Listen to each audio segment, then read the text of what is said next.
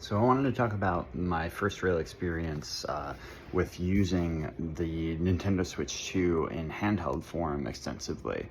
For Mario Kart World and for Donkey Kong, I really didn't like to use it handheld because those are like such expansive games that, are so striking visually and so large in atmosphere that I really want to see them up on the big screen for the most part.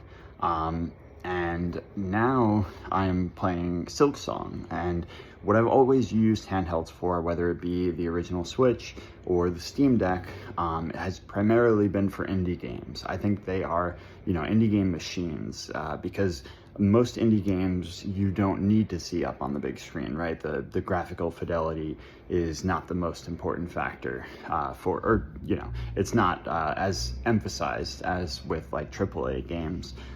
So it's perfect sometimes just to have, this small screen dedicated to this nice indie game.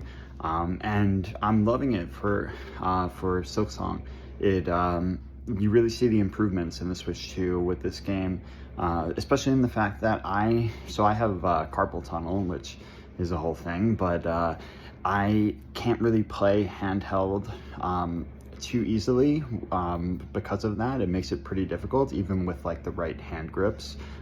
So what I've been doing is just like propping the system up on my lap with the kickstand and playing with a Pro Controller, because the Pro Controller is an ergonomic godsend. It is probably the best designed controller ever for hands, or the Switch Pro Controller too. And the Switch Pro Controller was as well, but anyway. So it's really cool that, with the original Switch, I didn't really want to do that much because it was such a small screen and the graphics were, so subpar.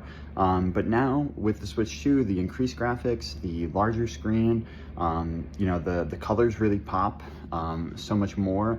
I didn't have an OLED, so I'm experiencing, the upgrade at its full potential, and it's awesome.